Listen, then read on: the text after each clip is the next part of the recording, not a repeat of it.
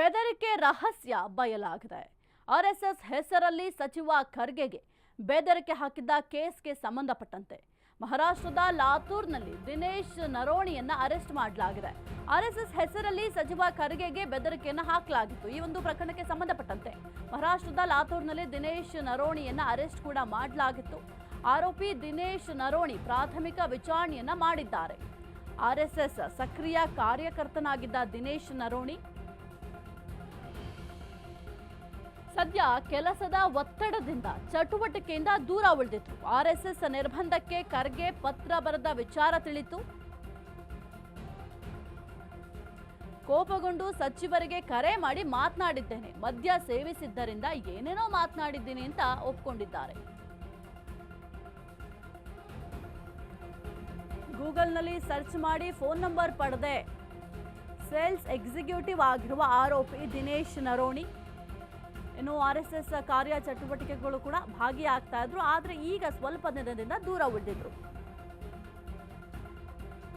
ಈ ಕುರಿತು ಹೆಚ್ಚಿನ ಮಾಹಿತಿ ನೀಡ್ತಾರೆ ನಮ್ಮ ಪ್ರತಿನಿಧಿ ಅಭಿಷೇಕ್ ಜೈಶಂಕರ್, ಸದ್ಯಕ್ಕೆ ಇನ್ನು ಪ್ರಿಯಾಂಕ್ ಖರ್ಗೆಗೆ ಬಂದಿದ್ದಂತಹ ಬೆದರಿಕೆ ಕರೆಯನ್ನು ಆಧರಿಸಿ ಆತನನ್ನು ಅರೆಸ್ಟ್ ಕೂಡ ಮಾಡಲಾಗಿದೆ. ಏನೆಲ್ಲ ಅಪ್ಡೇಟ್ ಇದೆ ಈ ಒಂದು ವಿಚಾರಕ್ಕೆ ಸಂಬಂಧಪಟ್ಟಂತೆ? ಈಗಾಗಲೇ ಏನು ದಿನೇಶ್ ನರೋಣಿಯನ್ನ ಬಂಧನ ಕೂಡ ಮಾಡಲಾಗಿದೆ. ಬಂಧನದ ಬಳಿಕ ಆತನಿಂದ ವಿಚಾರಣೆಯನ್ನು ನಿರಂತರವಾಗಿ ನಡೆಸಿದಂತಹ ಸಂದರ್ಭದಲ್ಲಿ ತಾನು ಕುಡಿದು ಈ ರೀತಿಯಾದಂತಹ ಒಂದು ಕೃತ್ಯವನ್ನ ಮಾಡಿದ್ದೀನಿ ಅಂತ ಹೇಳಿ ಮೊದಲಿಗೆ ಒಪ್ಕೊಳ್ತಾನೆ. ನಂತರ ಮಾಜಿ RSS ಕಾರ್ಯಕರ್ತ ಆಗಿದ್ದೆ ಈ ಹಿಂದೆ, ಆದ್ರೆ ಈಗ ಸದ್ಯ ಕೆಲಸದ ಒತ್ತಡದ ಹಿನ್ನೆಲೆಯಲ್ಲಿ ನಾನು ಅದರಲ್ಲಿ ಭಾಗವಹಿಸೋದಕ್ಕೆ ಆಗೋದಿಲ್ಲ. ಆದ್ರೆ RSS ನಲ್ಲಿರುವಂತಹ ಶಿಸ್ತಿಗೆ ನಾನು ಈಗಲೂ ಕೂಡ ಅಂದ್ರೆ ಅದರಲ್ಲಿರುವಂತಹ ನಡೆಯುವಂತಹ ಒಂದು ಕಾರ್ಯಚಟುವಟಿಕೆ ಏನಿದೆ ಅದೆಲ್ಲದಕ್ಕೂ ಕೂಡ ಅದೆಲ್ಲವನ್ನು ನಾನು ಕೂಡ ಮಾಡ್ತಾ ಇದ್ದೀನಿ.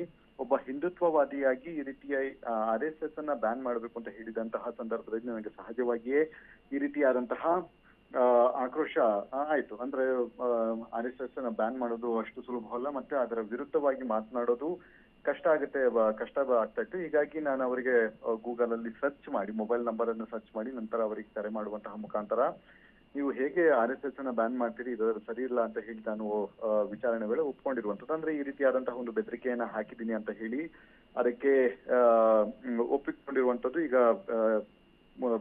ಪೊಲೀಸರಿಗೆ ವಿಚಾರಗಳು ಗೊತ್ತಾಗಿರುವಂತದ್ದು. ಈಗ ಮತ್ತಷ್ಟು ವಿಚಾರಣೆ ನಡೆಸುವಂತಹ ಒಂದು ಕೆಲಸಗಳನ್ನು ಕೂಡ ಮಾಡ್ತಾ ಇರೋದೆ. ಮೊಬೈಲ್ಗಳನ್ನ ಟ್ರ್ಯಾಕ್ ನಲ್ಲಿ ಹಾಕಿ ನಂತರ ಆತನನ್ನ ಶೀಘ್ರವಾಗಿ ಬಂಧನ ಮಾಡುವಂತಹ ಒಂದು ಕೆಲಸಗಳನ್ನು ಕೂಡ ಮಾಡಿದ್ದಾರೆ. ಲಾತೂರ್ನಲ್ಲಿ ಒಂದು ವ್ಯಕ್ತಿಯನ್ನ ಬಂಧನ ಮಾಡಲಾಗಿತ್ತು. ಈತ ಯಾವತ್ತಾದ್ರೂ ಮೊಬೈಲ್ಗಳನ್ನ ಸ್ವಿಚ್ ಆಫ್ ಮಾಡಿದಂತಹ ಸಂದರ್ಭದಲ್ಲಿ ಸಹಜವಾಗಿ ಪೊಲೀಸರಿಗೂ ಕೂಡ ಕಷ್ಟ ಆಗ್ತಾ ಇತ್ತು, ಯಾಕಂದ್ರೆ ಮೊಬೈಲ್ಗಳನ್ನ ಟ್ರ್ಯಾಕ್ ಮಾಡೋದಕ್ಕೆ ಸಾಧ್ಯ ಆಗೋದಿಲ್ಲ. ಈ ಹಿನ್ನೆಲೆಯಲ್ಲಿ ಸದ್ಯ ಇರುವಂತಹ ಅಂದ್ರೆ ಲಾತೂರ್ ಪೊಲೀಸರಿಗೆ ಇಮಿಡಿಯೇಟ್ ಆಗಿ ಒಂದು ಕರೆಯನ್ನ ಮಾಡ್ತಾರೆ. ಈ ರೀತಿ ಆತನನ್ನ ಸೆಕ್ಯೂರ್ ಮಾಡಿ ಅಂತ ಹೇಳಿ ನಂತರ ಅವರ ಒಂದು ಒಟ್ಟು ವಶಕ್ಕೆ ಪಡೆದುಕೊಂಡು ಅವರ ವಿಚಾರಣೆ ನಡೆಸಿದಂತಹ ಸಂದರ್ಭದಲ್ಲಿ ಸಹಜವಾಗಿ ಈ ರೀತಿಯಾದಂತಹ ಒಂದು ಸಮರ್ಥನೆಗಳನ್ನ ಕೊಡುವಂತಹ ಮುಖಾಂತರ ನಾನು ಯಾಕೆ ಈ ರೀತಿಯಾದಂತಹ ಒಂದು ಕೃತ್ಯವನ್ನ ಮಾಡಿದೆ ಅಂತ ಹೇಳಿ ಆತ ಒಪ್ಪಿಕೊಂಡಿದೆ. ಈಗ ತನಿಖೆ ಮುಂದುವರೆದಿದೆ. ಸಾಹಿತ್ಯ. Okay, thank you Abhishek Jaishankar ನಿಮ್ಮೆಲ್ಲ ಮಾಹಿತಿಗೆ.